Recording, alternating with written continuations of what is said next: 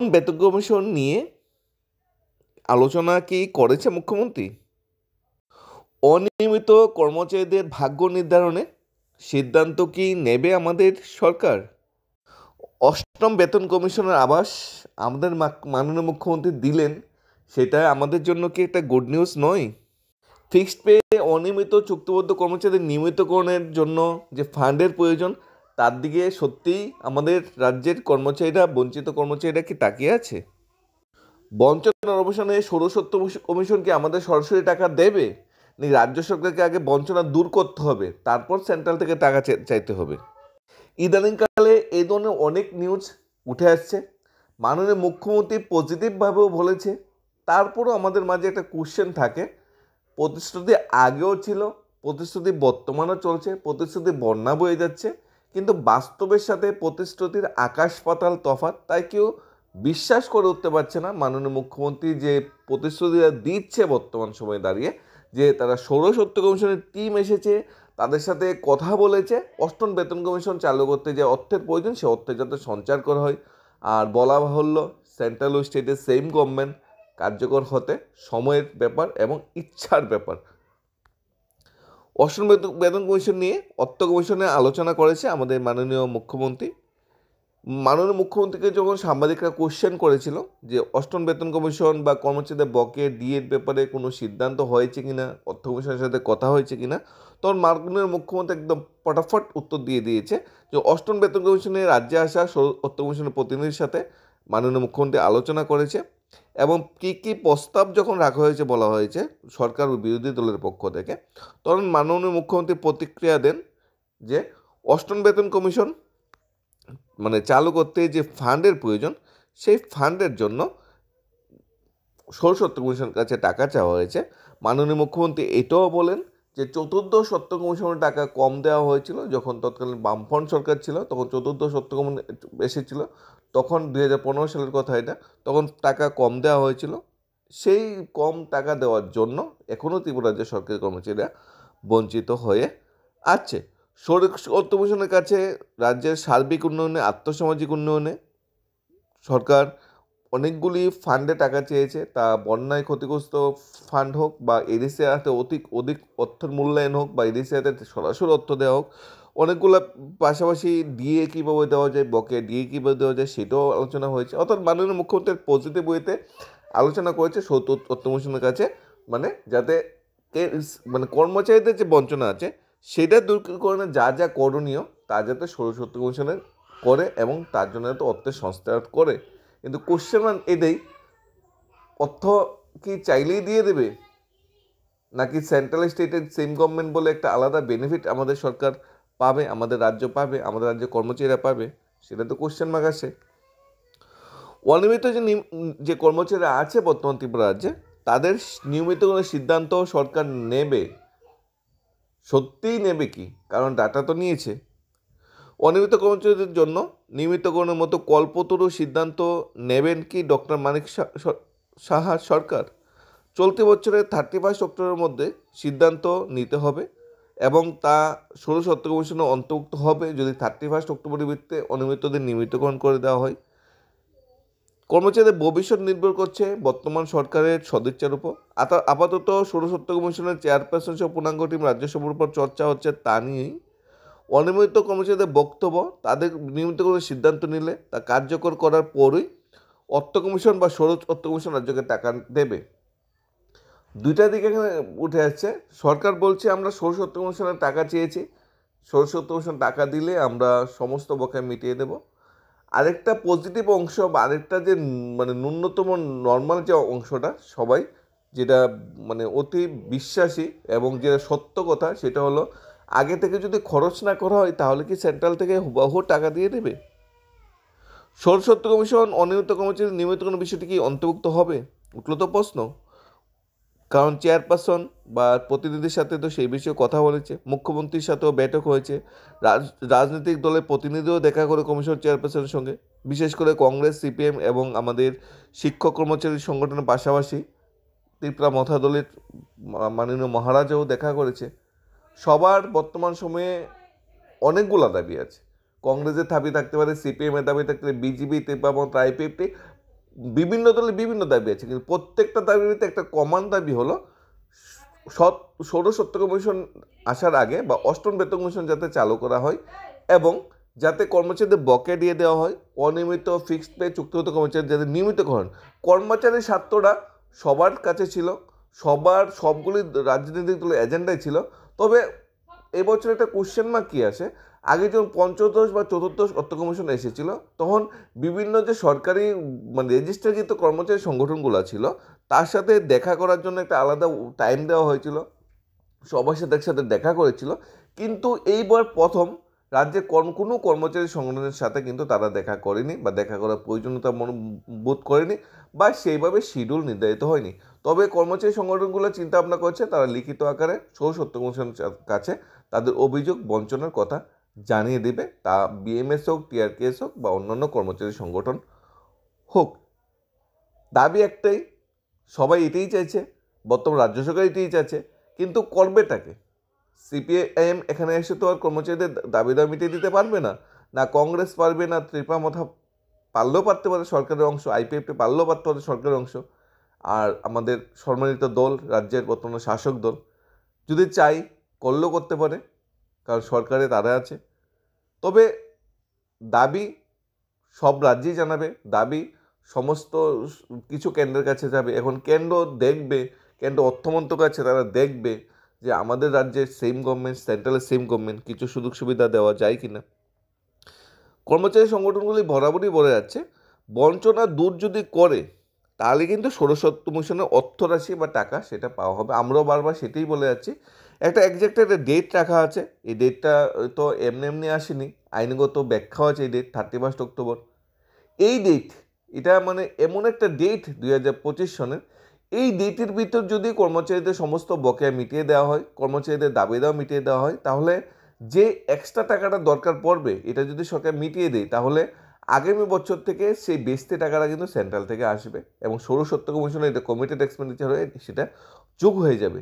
তাহলে একটা বড় মানে প্রাপ্তি হবে ত্রিপুরা রাজ্যের সরকারি কর্মচারীদের জন্য। এবং এটা কি আমাদের মাননীয় মুখ্যমন্ত্রী করবে কিনা সেখানে কোশ্চেন মার্ক আসছে। বিগত যদি 6 বছরের আমরা ট্র্যাক রেকর্ড বা 7 বছরের ট্র্যাক রেকর্ড বা ইতিহাস আমরা যাচাই করে দেখি তাহলে পজিটিভ জিনিসটা খুব কম, চতুর্দিকে নেগেটিভ প্লেসেই। বছর 2বার দিয়ে দেওয়ার কথা দিয়ে দেওয়া হয়নি, অনিয়মিতদের নিয়মিতকরণ করা বা ফিক্সড পে তুলে দেওয়ার কথা ছিল যেগুলো এখনও মানে অতীত, এখনও সেগুলো পালন করা হয়নি। সপ্তম বেতন কমিশনে একটা মানে বাজার গরম পরিস্থিতি ছিল, সেটাও হয়নি। 50,000 চাকরি দেওয়ার প্রতিশ্রুতি ছিল, সেটাও হয়নি। তাই চতুর্দিকে যে পিবিএস যে প্রতিশ্রুতিগুলো আছে সেগুলো একটাও পালন করা হয়নি। তাই গভর্নমেন্টের সেই বিষয়ে কিন্তু কেউই চোখ বুজে কিন্তু বিশ্বাস করে উঠতে পারছে না যে সরকার করে দেবে। তাই বর্তমান সময়ে বিভিন্ন কর্মচারী সংগঠনগুলি একত্রিত হয়ে সরকারের উপর চাপ সৃষ্টি করার চেষ্টা চলছে যে সরকার যাতে কর্মচারীদের দাবিদার মিটিয়ে দেওয়া হয়। তা ডান বাম রাম যে কোনো কর্মচারী সংগঠনে সরকারের কাছে নিজের দাবি দেওয়ার জন্য কিন্তু আস্তে আস্তে চাপ দেওয়ার চেষ্টা করছে, কারণ আগে নিজে বাঁচতে হবে, নিজে পরিবার বাঁচতে হবে, তারপর সরকার। আর এখানে তো অন্যায্য কথাবার্তা কিছুই নেই। সরকারের কাছে অষ্টম বেতন কমিশন বকেয়া দিয়ে চাওয়া মানে তো সরকার বিরোধী নয়। তাই কর্মচারী সবাই বুঝে গেছে যে এখনই সবাই একত্রিত হয়ে সরকারের উপর চাপ সৃষ্টি করতে হবে। এখানে অনিয়মিতদের নিয়মিতকরণের পাশাপাশি 23% ডিএ ডিআর সপ্তম বেতন কমিশন হুবহু সিস্টেম ফ্যাক্টর 2.72 চালু করা, অষ্টম বেতন কমিশন গঠন করা, এক দেশ এক বেতন কাঠামো তো আছে, কেন্দ্রীয় শিক্ষক কর্মচারীর মতো রাজ্য শিক্ষক কর্মচারীদের গ্র্যাজুইটি 25 লক্ষ টাকা করা, নতুন পেনশন স্কিম রাজ্যও চালু করা, সবই কি বাস্তবে পরিপূর্ণ হবে কিনা দাবি দেওয়া তো আছে। তবে ষোড়শ সত্য কমিশনের সফরকালে কোনো শিক্ষক কর্মচারী সংগঠন যে নেতৃত্বের মানে মুখামুখি হয়নি তা কিন্তু কর্মচারী সংগঠনের কাছে কিন্তু একটা নেগেটিভ এফেক্ট পড়েছে। সবাই বলেছে একটা স্মারকলিপি দিয়েছে, বক্তব্য রেখেছে, কংগ্রেস সিপিএম সব দলই যোগাযোগ করেছে, লিখিত স্মারকলিপি দিয়েছে আশিস কুমার শাহ, বানলা সহ। আশার কথা সিপিএম যে প্রতিনিধিরাও শিক্ষক কর্মচারীদের বক্তব্য তুলে দিয়েছে কমিশনের কাছে, ত্রিপুরা মথা আইপিএফটাও তুলে ধরেছে। সবার অনেকগুলো দাবি আছে, তার মধ্যে কর্মচারীর দাবিটা কিন্তু একটা বড় ফ্যাক্টর বা বড় দাবি উঠে এসেছে। বেতন কমিশনের আবাসও আমাদের মাননীয় মুখ্যমন্ত্রী দিয়েছে। মাননীয় মুখ্যমন্ত্রী বেতন কমিশন আবাস দিয়েছে মানে চালু তো করতে হবে। যেহেতু একবার আবাস দিয়ে দিয়েছে, যেহেতু একবার মানে পজিটিভ থিঙ্কিং নিজের ইচ্ছা মত যাচা মানে মানে বলেছে যে আমরা করতে চাই, তাহলে তো করতে হবে। এখানে মাননীয় মুখ্যমন্ত্রী বলেছে রাজ্যের সরকারি কর্মীদের জন্য সুখবর আসতে পারে। এটা মাননীয় মুখ্যমন্ত্রীর নিজস্ব স্টেটমেন্ট, উনি নিজে এটা প্রকাশ করেছে। আশা করছি সেই গুড নিউজটা অবশ্যই আসবে, যেহেতু মাননীয় মুখ্যমন্ত্রী সেই বিষয়ে পজিটিভ ওয়েতে দেখছে। রাজ্যের সরকারি কর্মচারীদের জন্য সুখবর আসতে পারে, গঠিত হতে পারে অষ্টম বেতন কমিশন, এমন ইঙ্গিত দিয়েছে আমাদের রাজ্যের মুখিয়া, আমাদের রাজ্যের যে খুদ মুখ্যমন্ত্রী ডক্টর মানিক শাহ। তিনি সাংবাদিকদের বিভিন্ন প্রশ্ন উত্তরে এই আভাস দেন। একটি বেসরকারি নার্সিং কলেজে অনুষ্ঠানে অংশ নেওয়ার জন্য তিনি ভাষণ দেওয়ার পর উপস্থিত সাংবাদিকরা সঙ্গে নানা বিষয়ে আলোচনা হয়, উত্তর দেন প্রশ্নে। তখনই সাংবাদিক একটা প্রশ্ন করে যে অষ্টম বেতন কমিশন গঠন বিষয়ে রাজ্য সরকার কোনো চিন্তা ভাবনা করছে কিনা। তখন মাননীয় মুখ্যমন্ত্রী ডক্টর শাহ বলেন অষ্টম বেতন কমিশন গঠনের বিষয়ে রাজ্য সরকার চিন্তা ভাবনা রয়েছে, এ নিয়ে কথা হয়েছে রাজ্যে আসা সত্য কমিশন প্রতিনিধির কাছে। মুখ্যমন্ত্রী জানান শুধু কর্মচারী নয়, পাশাপাশি চিন্তা ভাবনা রয়েছে রাজ্যের সর্বস্তরের মানুষের উন্নয়ন নিয়ে, কেননা দেশের প্রধানমন্ত্রী সুরে সবার সঙ্গে বিকাশে আগ্রহী রাজ্য সরকার, এদিকে রয়েছেন রাজ্যের সরকারি কর্মচারীরাও। তবে একটা বড় ফ্যাক্টর, একটা বড় দাবি বর্তমান সময় বর্তমান প্রেক্ষাপটে দাঁড়িয়ে, কারণ বাজার একটাই, কেন্দ্রীয় সরকারি কর্মচারীরা বেশি বেতনে যে বাজার থেকে জিনিসপত্র ক্রয় করে, রাজ্য সরকারি কর্মচারীরা সেই কম বেতনে সেই বাজার থেকেই ক্রয় করে। তাহলে কেন সেন্ট্রাল স্টেটে সেম গভর্নমেন্ট থাকার পরেও 23% বকেয়া থাকবে? নিয়মিতকরণের জন্য আন্দোলন করতে হবে, পথে নামতে হবে। মাননীয় মুখ্যমন্ত্রী বারবারই বলছে, প্রাক্তন মুখ্যমন্ত্রীও বলেছে যে এখন আন্দোলন করতে হবে না, সব আপনি আপ হয়ে যাবে। কিন্তু আপনি আপ কি হচ্ছে? এখানে বিরোধী দলনেতা বা বর্তমান সিপিআইএম দলের যে সম্পাদক, রাজ্য সম্পাদক, উনি একটা খুব কথা বলেছেন, কথাটা শুনতে অনেকটা কেমন লাগলো, কথাটা যদি যুক্তিকতা আছে। উনি বলেছে যে ওনারা নাকি রাজ্যের মুখ্যমন্ত্রীর নামে স্বর্ণপদক জারি করবে, সোনার মেডেল, একটা অ্যাওয়ার্ড জারি করবে। তবে সত্য একটি রেখেছে যে রাজ্য সরকার যে 50,000 চাকরি দেওয়ার প্রতিশ্রুতি ছিল, রাজ্য সরকার যে সেন্ট্রাল হারে সপ্তম বেতন কমিশন দেওয়ার কথা ছিল, রাজ্য সরকার যে অনিয়মিত চুক্তিবদ্ধ নিয়মিতকরণের কথা ছিল, ফিক্সড পে তুলে দেওয়ার কথা ছিল, রাজ্য সরকার যে যে প্রতিশ্রুতিগুলি দিয়েছে, এই প্রতিশ্রুতিগুলি যদি মাননীয় মুখ্যমন্ত্রী পালন করেন অক্ষরে অক্ষরে, তাহলে রাজ্যের যে প্রধান বিরোধী দল, ওখানে সিপিআইএম থেকে জারি করা হয়েছে, প্রেস মিটে বলা হয়েছে, একদম অন রেকর্ডে বলা হয়েছে যে রাজ্য সরকারের মুখ্যমন্ত্রীর নামে একটা সোনার মেডেল এর অ্যাওয়ার্ড জারি করবে। কথাটা তাৎপর্যপূর্ণ আছে, কথাটা যুক্তিকতা আছে, এবং বর্তমান সময়ের পরিপ্রেক্ষিতে কথাটা কিন্তু গ্রহণযোগ্য। কারণ মাননীয় মুখ্যমন্ত্রীর নামে অলরেডি আমরা দেখেছি খুব সম্মানিত ব্যক্তি, পুরা দেশে রাজ্যে সবখানে সম্মানের চেয়ারে বসিয়েছে, কিন্তু সম্মানের চেয়ার আর বাস্তবের সাথে বঞ্চনা দূরীকরণের চেয়ার দুইটা আলাদা। প্রাক্তন মুখ্যমন্ত্রী সুধীরনারায়ণ মজুমদার, উনিও কর্মচারী ছিল এবং কর্মচারী ব্যাপারটা উনি দেখেছে, কর্মচারী বঞ্চিত হচ্ছে, তাই সরাসরি উনি কেন্দ্রীয় হারে বেতন কমিশন চালু করে কর্মচারীদের সমস্ত বকেয়া মিটিয়ে দিয়েছিল। আমাদের বর্তমান মুখ্যমন্ত্রী কর্মচারী, উনিও সরকারি কর্মচারী বটে, সরকারি কর্মচারী ছিল, তাই উনিও জানে ত্রিপুরা সরকারি কর্মচারী কতটুকু বঞ্চিত হয়ে যাচ্ছে বিগত সময় থেকে বর্তমান সময় পর্যন্ত। তাই হয়তো উনিও অষ্টম বেতন কমিশন চালুর ব্যাপারে, বকেয়া ডিএর ব্যাপারে একটা সঠিক সিদ্ধান্ত নেবে।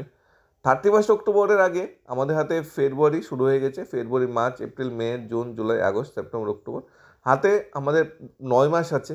এই 9 মাসটা হলো টার্নিং পয়েন্ট। এই 9 মাসে যদি রাজ্য সরকারের কোনো চিন্তা ভাবনা থাকে কিছু করার, এই 9 মাসেই করতে হবে।